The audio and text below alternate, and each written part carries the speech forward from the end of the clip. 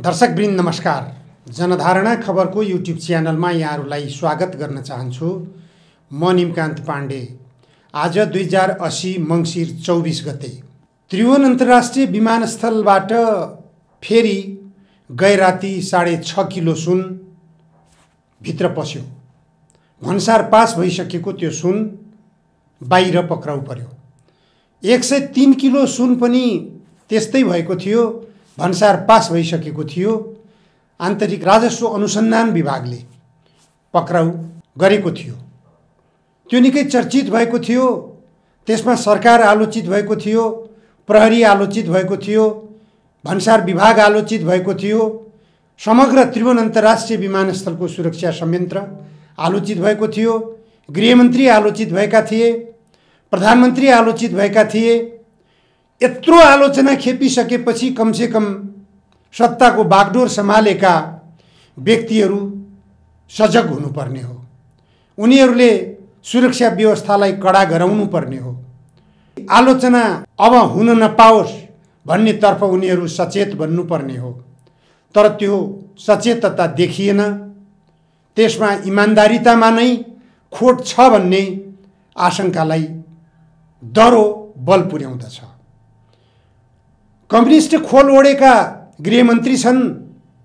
Communist नेता मात्र होइन, 10 वर्षसम्म सशस्त्र युद्ध लडेर व्यथिति, विकृति र विसङ्गतिहरूको अन्त्य गर्छु भनेर लागि परेका व्यक्ति देशको प्रधानमन्त्री भएको अवस्था छ, जसको सचिवालयमै 40-50 जनाको टिम छ। अझ त्यसको अरू के टिम छ भन्ने कुराको लेखाजोखा गरी साध्य छैन। राज्यको ढुकुटी प्रशस्त त्यसमा खर्च गरिएको छ। तर पनि सुरक्षा संयन्त्र कति फितलो छ भन्ने कुरा 2 दिन अघि 14 किलो सुन पास भयो। त्रिभुवन अन्तर्राष्ट्रिय विमानस्थलमा आइपुगेको थियो। हाक्का हाकी 14 किलो सुन ज्याकेटमा लगाएर निस्किन खोजेको थियो। त्यो सजधजका साथ ज्याकेटमा सुन बोकेर त्यसै मान्छे आउँदैन। त्यो सेटिङ मिलाएरै आएको हुन्छ। त्यो सेटिङमा को तयार थिए, त्यो पत्ता लगाउने, त्यो अनुसन्धान गर्ने, त्यो खोजी गर्ने काम कसको हो? सरकारको हो कि होइन? सरकारी संयन्त्रले यदि काम गर्न सक्दैन भने प्रधानमन्त्री पुष्पकमल दाहाल प्रचण्डसँग युद्धकालका 30,000 जनसेना छन्। ती जनसेनालाई अस्थायी रूपमा भर्ना गराएर भए पनि उनीहरूलाई काममा लगाउन सकिन्छ। त्रिभुवन अन्तर्राष्ट्रिय विमानस्थलमा सुराकीको काममा जिम्मेवारीमा लगाउन सकिन्छ। निर्वाचन हुने बेलामा अस्थायी प्रहरी भर्ना गरिन्छ। अस्थायी प्रहरीबाट सुरक्षा व्यवस्था कडा गरिएको हुन्छ। अस्थायी प्रहरीहरूले पनि सुरक्षालाई निकै बलियो बनाएका हुन्छन्। अस्थायी प्रहरीहरूले नै बम फ्याँकेर पड्काएका दृश्यहरू पनि देखिएका हुन्। त्यसरी पनि अस्थायी प्रहरीहरूले सुरक्षा व्यवस्था कडा बनाएको देखिएकै हो। त्यसै गरी अहिले यदि प्रधानमन्त्री पुष्पकमल दाहाल प्रचण्डलाई यो पुरानो राज्य व्यवस्थाको सुरक्षा संयन्त्रले साथ दिएको छैन, त्यही कारणले यदि सरकार असफल भएको हो भने पूर्व जनसेना माओवादीका लडाकुहरूलाई विशेष जिम्मेवारी दिएर त्रिभुवन अन्तर्राष्ट्रिय विमानस्थलमा गोप्य तरिकाले खटाइदिए के हुन्छ? राज्य कोष त्यसतर्फ खर्च गरे के हुन्छ? स्वकीय सचिवालयको नाममा भएभरिका भयङ्कर मानिसहरू बालुवाटारमा थुपारेर के काम छ? यी सबै संयन्त्रहरूको काम के हो? उपादेयता के हो? यो प्रधानमन्त्री पुष्पकमल दाहाल प्रचण्डलाई सुझाव कसले दिने? कसको सुझाव सुन्नुहुन्छ उहाँले? कि बिचौलियाहरूको मात्र सुझाव सुन्ने? नेपाली काङ्ग्रेसका सांसद सुनिल शर्माले के भन्नुभयो? प्रधानमन्त्री पुष्पकमल दाहाल प्रचण्डजीले गम्भीरतापूर्वक ध्यान दिन जरुरी छ। सुनिल शर्माले ठोकुवा गरेर भन्नुभएको छ 3 खर्ब रुपियाँ बाँडफाँड भएको छ एनसेल प्रकरणमा नेताहरू बीचमा। प्रत्येक पार्टीका संसदमा प्रतिनिधित्व गर्ने शीर्ष नेताहरूलाई एनसेलका बिचौलियाले 3 खर्ब रुपियाँ बाँडफाँड गरेका छन्। एनसेलको अहिलेको पुँजी भनेको 15 खर्ब पुगिसकेको छ। त्यो 15 खर्ब पुँजी एउटा बिचौलियाको हातमा पुर्याउनको निम्ति, बिचौलियाको कब्जामा पार्नको निम्ति मलेसियन कम्पनी आजियाटाले ठुलो षड्यन्त्र गरेको छ। बिचौलियाहरूको कब्जामा नेपालका नेताहरू पुगिसकेका छन्, तर तै चुप मै चुप छन्, सबैले खाएका छन्। एकले अर्कालाई दोषी देखाउन सक्दैन।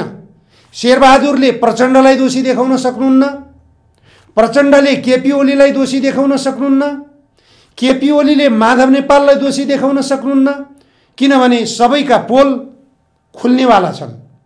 राजेन्द्र लिङदेन तै चुप मै चुप, रवि लामिछाने तै चुप मै चुप, यी सबैको मुखमा एनसेलका बिचौलियाले बुझो लगाइसकेका छन् भनेर नेपाली कांग्रेसका सांसद सुनिल शर्माले खुलासा गरिदिएका छन्।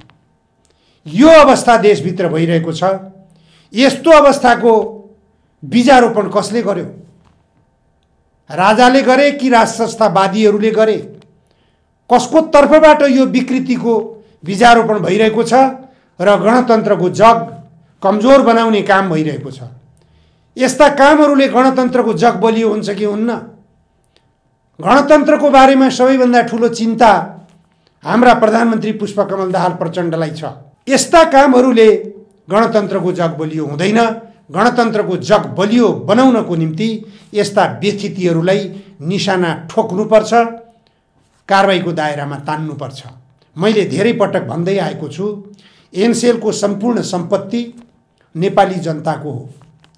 5-6 वर्षपछि नेपाली जनताको सम्पत्ति हो। त्यो नेपाल सरकारको सम्पत्ति भनेको नेपाली जनताको सम्पत्ति हो।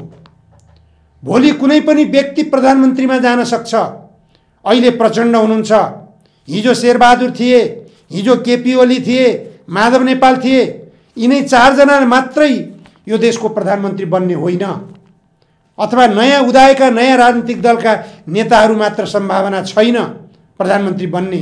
प्रधानमन्त्री बन्न सर्वसाधारण नेपाली जनतालाई पनि बाटो खुल्न सक्छ। त्यो बाटो खुल्यो भने सर्वसाधारण नेपाली जनता पनि यो देशको प्रमुख कार्यकारी बन्न सक्छन्। त्यो अवस्थामा यो देशको सम्पत्तिको हिनामिना कसकसले गरेछ त्यसको खोजी गर्नेछन् नेपाली जनताले। आज तपाईहरू पचाउन सक्नुहुन्छ, कुनै दिन यसको लेखाजोखा हुन सक्छ।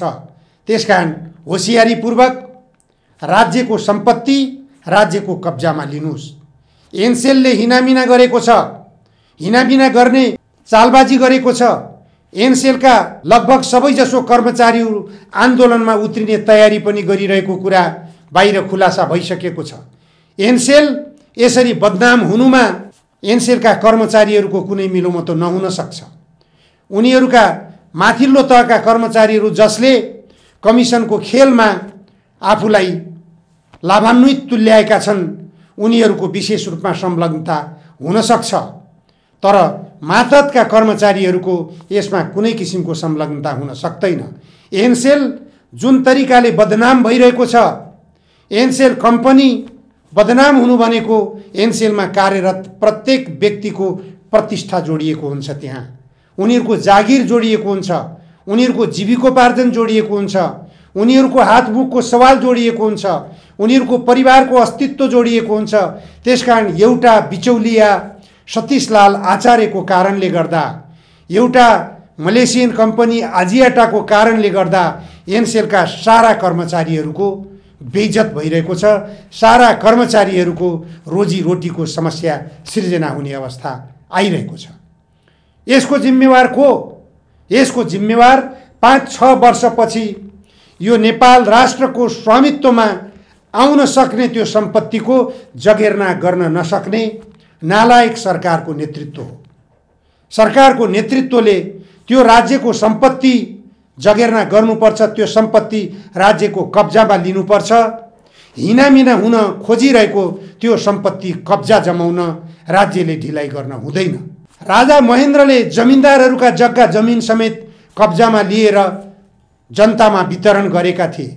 बरु एनसेलमा कार्यरत प्रत्येक कर्मचारीहरूलाई सेयर बाँडफाँड गरिदिए हुन्छ राज्यले। सरकारले त्यसतर्फ कदम चाले के हुन्छ? एउटा व्यक्ति सतीशलाल आचार्यले त्यो सम्पत्ति कब्जा जमाउनु भन्दा, आजियाटाले त्यसमा लुट मचाउनु भन्दा, कुनै विदेशी कम्पनीको कब्जामा त्यो सम्पत्ति जानुभन्दा त्यो सम्पत्ति हिनामिना गर्न खोजेकाहरूलाई कठघरामा हाल्ने, कानुनी कठघरामा उभ्याउने र त्यो सम्पत्ति त्यहाँ कार्यरत सबै कर्मचारीहरूको सेयर बाँडफाँड गरिदिने गरे के हुन्छ? त्यसो गर्दा बित्तिकै कमसेकम नेपाली जनताको प्रत्यक्ष रूपमा स्वामित्व कायम हुन जान्छ। नेपाली जनताको स्वामित्व कायम हुनु भनेको राज्यको स्वामित्व हो। बहुसंख्यक नेपाली जनताको स्वामित्व त्यसमा कायम गराउन सकियो भने धेरै जनताको भावनाको कदर पनि हुन्छ, उनीहरूको रोजीरोटीको समस्याको समाधान पनि हुन्छ। हजारौं जनतालाई रोजगारी दिएको भनेर दाबी गर्दै आएको आजियाटाले त्यसमा लुट मचाएर यो देशलाई कंगाल बनाउने बाटोतर्फ गइरहेको छ। यसलाई रोक्ने कसरी? त्यो रोक्ने दायित्व कसको हो? त्यो रोक्ने दायित्व स्पष्ट रूपमा प्रधानमन्त्री पुष्पकमल दाहालको हातमा, उहाँको काँधमा आइपुगेको छ। त्रिभुवन अन्तर्राष्ट्रिय विमानस्थलमा सुरक्षा व्यवस्था कमजोर भएकै कारणले गर्दा सुन तस्करी धमाधम भइरहेको छ। कहिले 103 किलो, कहिले 14 किलो, कहिले 6.5 किलो, प्रत्येक दिन 1-2 किलो 1-2 किलो त आइ नै रहेको छ। यसको सुरक्षा व्यवस्था कसले गर्ने? सकिँदैन। पुरानो राज्य संयन्त्रको सुरक्षाकर्मीहरूले सक्दैनन् भने सुराकी राखिदिनुस्। राज्य संयन्त्रको जुन सुरक्षाकर्मीले बदमासी गरिरहेको छ त्यसलाई दण्डित पनि गर्न सक्नुपर्छ। प्रधानमन्त्रीको हैसियतबाट, गृहमन्त्रीको हैसियतबाट तपाईहरुले यति पनि गर्न सक्नुहुन्न भने के को लागि बेकारको राज्य सत्ता हालिमुहाली गरेर बस्नुहुन्छ? किन गृहमन्त्री बन्नु पर्यो? किन प्रधानमन्त्री बन्नु पर्यो? राज्यको सम्पत्तिको सुरक्षा पनि गर्न सकिँदैन, नागरिकहरूलाई रोजगारी पनि दिन सकिँदैन, लुटिएका नागरिकहरूलाई लुटिनबाट बचाउन पनि सकिँदैन, देशको राष्ट्रिय स्वाधीनतालाई बचाउन पनि सकिँदैन। विदेशी सेनाहरू नेपाली भूमिमा आएर परेड खेलिरहेका छन् कालापानीमा, त्यो हटाउन पनि सकिँदैन। के को लागि सत्तामा बस्नु पर्यो? सत्ताबाट बाहिर के हुन्छ? बरु जनयुद्ध कालमा प्रचण्डको क्रेज थियो, प्रचण्डको सम्मान थियो। प्रचण्ड भनेको एउटा करिस्मेटिक लिडर। प्रत्येक जनताको मन मस्तिष्कमा अब प्रचण्ड यदि सत्तामा आयो भने देशले काया पलट परिवर्तन गर्छ। देश एउटा नमुना नेपालको रूपमा विकसित हुनेछ। नेपाली जनताले समृद्धिको बाटोतर्फ पाइला चाल्नेछन्। राष्ट्रिय स्वाधीनता दरिलो हुनेछ, बलियो हुनेछ। देश गणतन्त्रको बाटोमा जानेछ। जनताका आवश्यकताहरू पूरा हुँदै जानेछन् भन्ने आशा देखाइएको होइन र? जनयुद्धकालमा त्यो आशा देखाइएका प्रचण्ड जनयुद्धबाट शान्ति प्रक्रियामा रूपान्तरित भइसकेपछि विगतकालका सबै प्रधानमन्त्रीहरूभन्दा कामै नलाग्ने, बिल्कुल जनताले घृणा गर्नुपर्ने अवस्थामा प्रचण्ड जस्तो प्रधानमन्त्री पुग्नुपर्ने अवस्था केले पुर्यायो? गम्भीरतापूर्वक समीक्षा गर्नुपर्ने होइन र? प्रचण्डको निम्ति यो सबभन्दा ठुलो परीक्षाको घडी हो, आत्मसमीक्षाको घडी हो। किन यस्तो भयो? प्रत्येक नेपाली जनताले सम्मान गर्नुपर्ने यो व्यक्तित्व प्रत्येक नेपाली जनताको मुखमा घृणाको पात्र किन हुन पुग्यो? यो विषयमा चिन्ता कसले गर्ने? नेपाली जनताका अगाडि जो आशा गरिएको व्यक्तित्व हो, त्यो आशा गरिएकै व्यक्तित्व अत्यन्त निराशाजनक प्रस्तुतिमा जब प्रस्तुत हुन थाल्छ अनि आम जनतामा बढिरहेको निराशाले परिणाम के दिन्छ सोच्नुपर्ने कुरा हो। अहिले प्रत्येक व्यापारीहरूसँग गएर सोधौं, प्रत्येकमा निराशा छ। सारा बजारका शटरहरू बन्द भइसके। बैंक र वित्तीय संस्थाहरूमा जाउँ, बैंक सञ्चालकहरूमा निराशा छ। बैंकहरूबाट कर्जा लिएकाहरू लुटियौं भन्नेहरूको चिन्ता छ। तर यहाँ नेपाल राष्ट्र बैंक मुनाफामा गइरहेको छ र 25 अरब रुपियाँ सरकारलाई उले पुरस्कार दिन्छ। मुनाफामा गए बापतमा राष्ट्र बैंकले राज्यलाई 25 अरब रुपियाँ दियो। यो समाचार सार्वजनिक भयो। राष्ट्र बैंकको नाफा कहाँबाट हुन्छ? के हो राष्ट्र बैंकको मुनाफाको स्रोत? अलिकति गम्भीर बनेर सबै राजनीतिक दलका नेताहरूले सोचौं त, राष्ट्र बैंकले कहाँ के उद्योग गरेर मुनाफामा गयो त्यो? ब्याङ्कहरू किन मुनाफामा गइरहेका छन्? कसरी मुनाफामा गइरहेका छन्? प्रत्येक महिनामा अरबौं रुपियाँ मुनाफा गरिरहेका छन् ब्याङ्कहरूले। कसरी गरिरहेका छन्? के उद्योग गरे तिनीहरूले? के उत्पादन गरे? के उत्पादन गरेर निर्यात गरे तिनीहरूले? कुन वस्तु निर्यात गरेर मुनाफा गरे? नेपाली जनतालाई कर्जा लगानी गरेर महँगो ब्याज ठटाएर बैंकहरू मुनाफामा गएका होइनन्। नेपाल राष्ट्र बैंक त्यसै गरी मुनाफामा गएको होइन। कर्जा लगानी गरेर ब्याजबाट मुनाफा गर्नु भनेको यो लुटको धन हो कि होइन? नेपाली जनता लुटिएका हुन् कि होइनन्? यो गम्भीरतातर्फ जाने कि नजाने? सहकारी सञ्चालकहरू मुनाफामा किन गए? लघुवित्त सञ्चालकहरू किन मुनाफामा गए? तर नेपाली जनता किन कंगाल भए? यो गम्भीर विषयको समीक्षा कसले गर्ने? 10 वर्षसम्म सशस्त्र जनयुद्धको नेतृत्व गरेको व्यक्ति जो यो देशको प्रधानमन्त्री छ, त्यो व्यक्तिले गर्ने कि नगर्ने, सोच्ने कि नसोच्ने, किन यो व्यथिति बढिरहेको छ? मैले सुनिरहेको थिएँ, यो देशका प्रतिष्ठित उद्योगपति हुन्, कवि पनि हुन्, लेखक पनि हुन्, वसन्त कुमार चौधरी। उनले एउटा अन्तर्वार्तामा आफूमा विकसित भइरहेको फ्रस्ट्रेसन बारेमा अत्यन्त चिन्ता लाग्दो विषयबाट प्रस्तुत गरिरहेका थिए उनले आफूलाई। यस्तो डरलाग्दो अवस्था सृजना हुँदैछ देशमा कि को भाग्न पर्ने हो, को टिक्न सक्ने हुन्, यहाँ गाह्रो छ। अहिले जुन रफ्तारका साथ युवाहरू विदेशतिर पलायन भइरहेका छन्, शिक्षा क्षेत्र खाली भइरहेको छ, बैंकहरूमा निराशा बढिरहेको छ, उद्यमी व्यापारीहरूमा निराशा बढिरहेको छ, यसले सबैमा फ्रस्ट्रेसन विकास गर्दैछ। निकास कसरी हुने हो? निकास कसले गर्ने? वैदेशिक रोजगारीमा गएका युवाहरूलाई देशभित्र फिर्ता गराउने सोच खोइ त्यो सोचाइको अलिकति पनि झलक त आउनु पर्यो। छैन कसैमा। कसले गर्ला अब? भोलि कुन शक्तिले राज्य सत्ताको सञ्चालन गर्न आउला र त्यसले कस्तो खालको नीति अवलम्बन गर्ला र ती युवाहरू फर्केर आउलान् भनेर आशा गर्ने? त्यो आशा गर्ने ठाउँ पनि छैन। यो चिन्ताजनक अवस्थामा देश पुगिरहेको छ। कसले सम्हाल्न सक्ला अब देशलाई? यदि प्रचण्डले त्यो हिम्मत नगर्ने हो भने, अहिलेका प्रधानमन्त्री प्रचण्डले त्यो हिम्मत नगर्ने हो भने, के महाकाली बेचुवाहरू आएर हिम्मत गर्ने हुन्?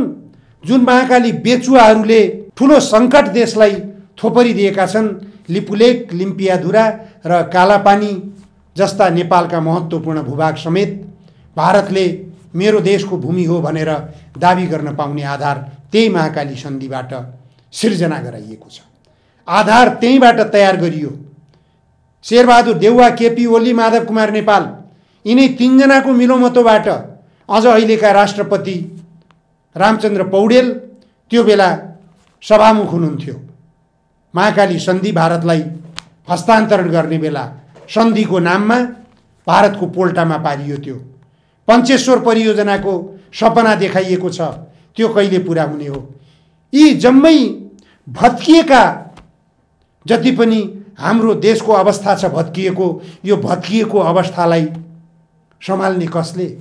टालटुल गरेर यहाँ हुनेवाला छैन। अब बुलडोजरको आवश्यकता छ। त्यो बुलडोजर चलाउने कसले? हिम्मतका साथ बुलडोजर चलाउने गरी प्रधानमन्त्री प्रचण्डले कदम चाल्न सक्नुभयो भने यो देश सम्हालिन सक्ला। होइन भने राम राम भन्न पर्ने अवस्थामा सबै नेपाली जनताले चिन्ता व्यक्त गर्ने अवस्थामा देश जाँदैछ भन्ने कुराको सङ्केत वसन्त कुमार चौधरीले आफ्नो अन्तर्वार्तामा गर्नुभयो।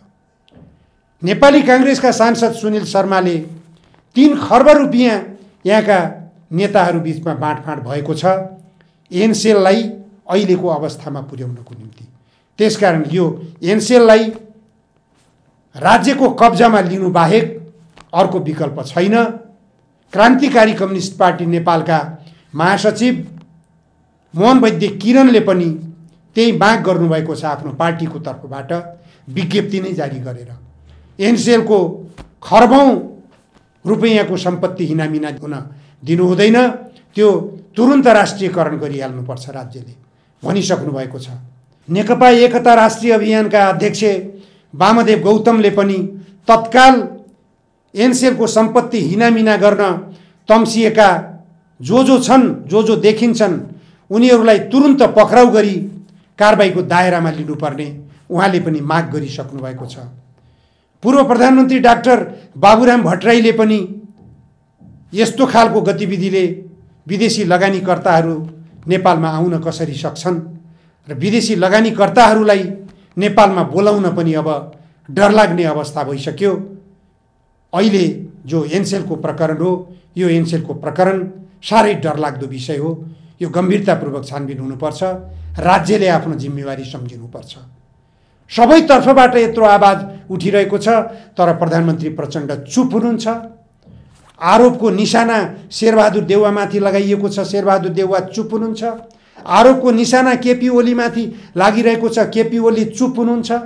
आरोपको निशाना जो तर्फ लागिरहेको छ उहाँहरू सबै चुप हुनुहुन्छ, मौन हुनुहुन्छ। यो मौनताले देखाएको के? डाक्टर बाबुराम भट्टराईले भने चाहिँ दालमा केही कालो छ। यो शङ्का त उब्जिएकै छ नि, होइन र? हस्, आजलाई यति मात्र। धन्यवाद, नमस्कार। म निमकान्त पाण्डे।